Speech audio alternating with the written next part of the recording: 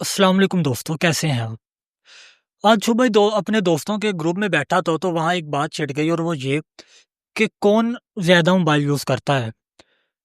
तो सारे अपना स्क्रीन टाइम दिखाने लगे और इस बात को फ्लेक्स करके दिखा रहे थे कि मैं ज़्यादा यूज़ करता हूँ, मैं ज़्यादा यूज़ करता हूँ। और यहाँ तक कि कइयों का स्क्रीन टाइम 10 घंटे तक था।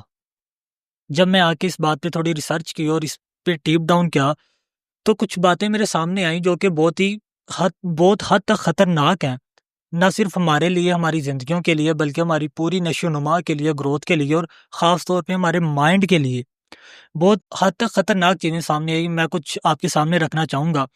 उसमें सबसे पहले तो ये कि जो हमारी माइंड के अंदर, जो हमारे दिमाग के अंदर, ब्रेन के अंदर जो डोपामाइन रिलीज़ होता है, जिसका काम ये होता है कि वो हमारे नशो-नुमा को ओ ग्रोथ को कंट्रोल करता है और हमारी जो सोचने की सलाहियत है, उसको बेहतर करता है। वो डोपामिन जो जब हम ज़्यादा मोबाइल यूज़ कर रहे होते हैं, तो वो ज़्यादा रिलीज़ होता है और जब वो एक चीज़ की ज़्यादती हो जाती है, तो उसके नेगेटिव इफ़ेक्ट आते हैं।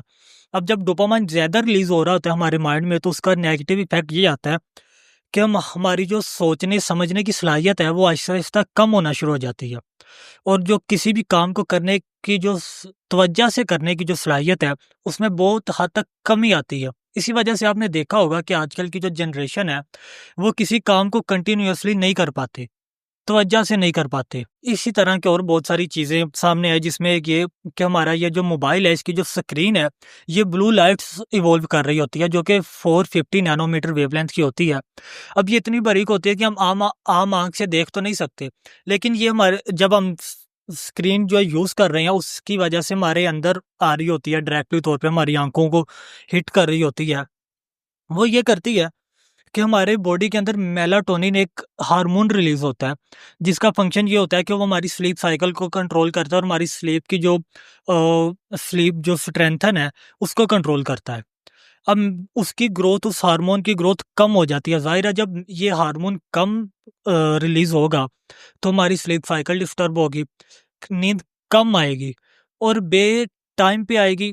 और दूसरी बात ये है कि जब नींद आएगी, वो कच्ची नींद आएगी जिसे हम कहते हैं, तो उसकी वजह से हमारी पूरी बॉडी में एक बेचैनी-सी रहेगी। और ये बात कई साइंसदान भी जो है वक़्तन-फ़वक़्तन कह चुके हैं कि एक हमारी जो बॉडी है, उसके लिए 8 घंटे की नींद बहुत ज़रूरी है। तो जब हम मोबाइल ज़्यादा यूज़ करेंगे, स्क्रीन टाइम हमारा ज़्यादा होगा और मेलाटोनिन जो हार्मोन है वो कम रिलीज़ होगा, तो उसकी वजह से हमारी नींद जो है ज़्यादा डिस्टर्ब होगी। इस वजह से भी ये जो स्क्रीन टाइम है, हमारे लिए बहुत ख़तरनाक चीज़ है।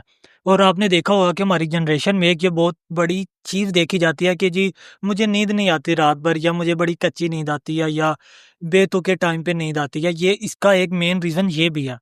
इसके अलावा ये कि हमारी बॉडी में सेरोटोनिन एक हार्मोन रिलीज़ होता है।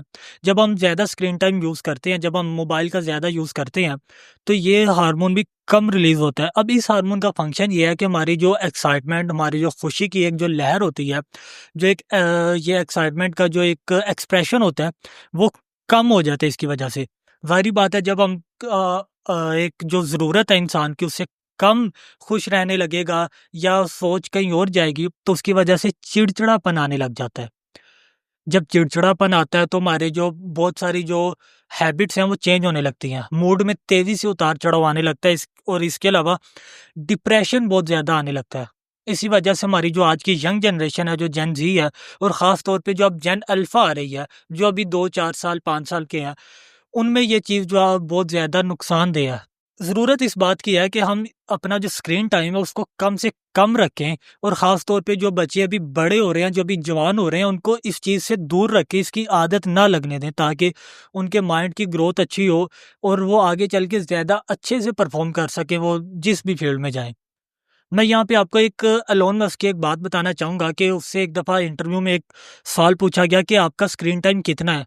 तो उसने अपना मोबाइल निकाल के दिखाया, तो उसका स्क्रीन टाइम 1 मिनट था। यानी पूरे 24 घंटों में उसने सिर्फ़ 1 मिनट मोबाइल यूज़ किया था। तो आप यहाँ से अंदाज़ा लगाएँ कि वो लोग इसके जो नेगेटिव इफ़ेक्ट हैं, इसका जो डेंजरसपन है, इसको अच्छे से समझते हैं, इसलिए वो इसको कम से कम यूज़ करते हैं।